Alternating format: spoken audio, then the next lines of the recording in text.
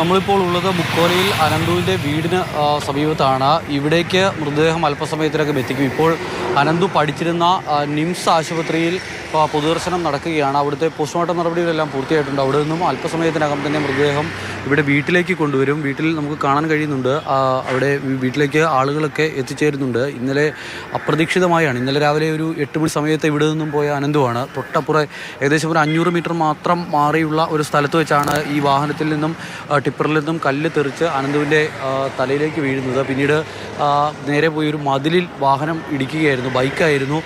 അപ്പോൾ തന്നെ മരണം സംഭവിച്ചു. ആശുപത്രിയിലേക്ക് എത്തിക്കാൻ പോലുമുള്ള ഒരു സാഹചര്യം ഉണ്ടായില്ല. എന്തായാലും അല്പസമയത്തിനകം തന്നെ മൃതദേഹം ഇവിടേക്ക് എത്തിക്കും. അനന്തുവിൻ്റെ കുടുംബാംഗങ്ങളടക്കം എല്ലാവരും എത്തിച്ചേർന്നിട്ടുണ്ട്. അനന്തുവിൻ്റെ പിതാവ് ഗൾഫിലായിരുന്നു. പിതാവ് കൂടി എത്തിയ ശേഷമായിരിക്കും സംസ്കാര ചടങ്ങുകൾ ഉണ്ടാകുക. ബാക്കിയുള്ള ആളുകളെല്ലാം ഇവിടെയുണ്ട്. ഈ നിരന്തരമായി അപകടം സംഭവിക്കുന്ന ഒരു സ്ഥലമാണ് ഈ പറയുന്ന വിഴിഞ്ഞം പോർട്ടിലേക്ക് ഇത്തരത്തിൽ കല്ലുകൊണ്ടുപോകുന്ന ഈ വഴി എന്ന് പറയുന്നത്. ഓവർലോഡായി വന്ന ഒരു വാഹനമാണ് ഇത്തരത്തിൽ അപകടമുണ്ടാക്കിയത് എന്നുള്ളതാണ് നാട്ടുകാർ പറയുന്നത്.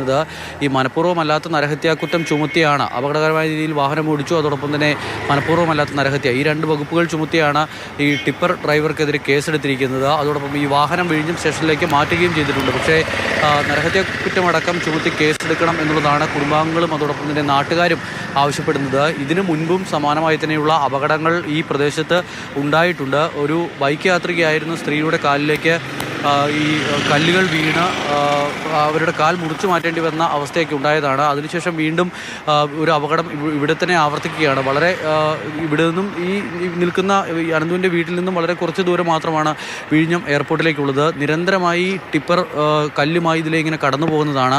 സ്കൂളുകളടക്കമുള്ള സ്ഥലമാണ്. അപ്പോൾ സ്വാഭാവികമായും അശ്രദ്ധമായി ഇത്തരം വാഹനങ്ങൾ ഓടിക്കുന്നു എന്നുള്ളതാണ് ആളുകൾ പറയുന്നത്. അതിനാൽ തന്നെ ഇന്നലെ യൂത്ത് കോൺഗ്രസിൻ്റെ പ്രതിഷേധമുണ്ടായിരുന്നു. അതിന് സമാനമായി തന്നെയുള്ളൊരു പ്രതിഷേധം ഇന്നും ഉണ്ടാകാനുള്ള സാധ്യതയുണ്ട്. പക്ഷേ മൃതദേഹവുമായി അടക്കം പ്രതിഷേധമുണ്ടാകും എന്നുള്ളൊരു വിവരം നേരത്തെ ഉണ്ടായിരുന്നു. പക്ഷേ അത്തരമൊരു പ്രതിഷേധത്തിലേക്ക് നിലവിൽ പോകുന്നില്ല എന്നുള്ളതാണ് മനസ്സിലാക്കാൻ കഴിയുന്നത്.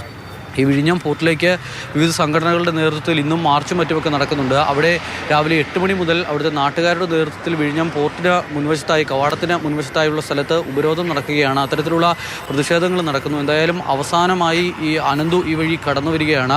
അല്പസമയത്തിനകം തന്നെ അനന്തുവിനെയും വഹിച്ചുള്ള മൃതദേഹവുമായി വാഹനം ഇവിടേക്ക് എത്തും എന്നുള്ളതാണ് നമുക്ക് മനസ്സിലാക്കാൻ കഴിയുന്നത്. അനന്തുവിനെ അവസാനമായി ഒരു നോക്ക് കാണാനായി അനന്തുവിനൊപ്പം പഠിച്ച വിദ്യാർത്ഥികളെല്ലാം രാവിലെ കോളേജിൽ എത്തിച്ചേർന്നിരുന്നു. അതോടൊപ്പം തന്നെ അനന്തുവിന് പ്രിയപ്പെട്ടവരായ നാട്ടുകാരും ബന്ധുക്കളും അടക്കമുള്ളവർ ഇപ്പോൾ വീട്ടിൽ കാത്തു നിൽക്കുകയാണ്. സെതു, ഇന്നലെ ഈ അപകടമുണ്ടായതിന് തൊട്ട് പിന്നാലെ തന്നെ ഈ വാഹനം ഓടിച്ചിരുന്ന ഡ്രൈവറെ രക്ഷപ്പെടുത്താനായി ഒരു ശ്രമം പോലീസ് ഇടപെട്ട് നടത്തി എന്നൊരു വിമർശനം നാട്ടുകാരുടെ ഭാഗത്തു നിന്നും ഉണ്ടാകുന്നുണ്ട്.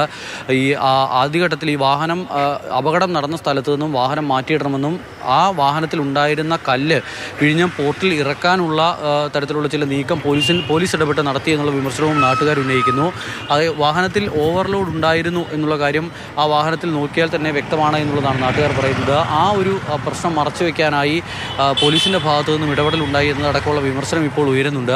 ആ ഒരു പ്രശ്നം അവിടെ നിൽക്കുന്നു. അതോടൊപ്പം തന്നെ ഇത് ആദ്യമായി സംഭവിക്കുന്ന ഒരു അപകടമല്ല. ഇത്തരത്തിൽ വിഴിഞ്ഞം പോർട്ടിലേക്ക് കല്ലുമായി വരുന്ന വാഹനങ്ങൾ ഓവർലോഡായാണ് വരുന്നത് എന്നുള്ള വിമർശനം നാട്ടുകാരുടെ ഭാഗത്തു നിന്നും അത്തരത്തിലുള്ള പരാതി നിരവധി തവണ ഉയർന്നു വന്നിരുന്നതാണ്. പക്ഷേ അതൊന്നും ചെവിക്കൊള്ളാനോ അതിൽ ഇടപെടാനോ ഒന്നും ആരും തയ്യാറാകുന്നില്ല എന്നുള്ളതാണ് ഇവിടുത്തെ ആളുകൾ പറയുന്നത്. ഈ കടന്നു വരുന്ന വഴി മുക്കോല ജംഗ്ഷനിൽ നിന്നും വിഴിഞ്ഞം പോർട്ട് വഴിയുള്ള ആ സ്ഥലത്തു കൂടി വളരെ പ്രധാനപ്പെട്ട പല സ്കൂളുകളും മറ്റുമൊക്കെ സ്ഥിതി ചെയ്യുന്നതാണ്. നിരവധി വിദ്യാർത്ഥികളടക്കം കടന്നു പോകുന്ന ഒരു വഴിയാണ്. ആ വഴിയിലൂടെയൊക്കെ അനധികൃതമായി ഇത്തരം വാഹനങ്ങൾ മറ്റു വാഹനങ്ങൾക്കില്ലാത്ത നിയന്ത്രണങ്ങളെല്ലാം മറികടന്നുകൊണ്ട് ഈ വഴി കടന്നു വരുന്നു എന്നുള്ളതാണ് മനസ്സിലാക്കുന്നത്. മാത്രമല്ല വിഴിഞ്ഞം പോർട്ടുമായി ബന്ധപ്പെട്ട് ചില ഇളവുകളും മറ്റുമൊക്കെ ഇത്തരം ഈ കല്ല് കൊണ്ടുവരുന്നതിനും മറ്റുമൊക്കെ നൽകിയിട്ടുമുണ്ട്. അത് ദുരുപയോഗം ചെയ്യപ്പെടുന്നു എന്നുള്ളതാണ് ഇവിടെയുള്ള ആളുകൾ ഉന്നയിക്കുന്ന ഏറ്റവും പ്രധാനപ്പെട്ട പരാതി. ഈ വീഴ്ചകളോ അല്ലെങ്കിൽ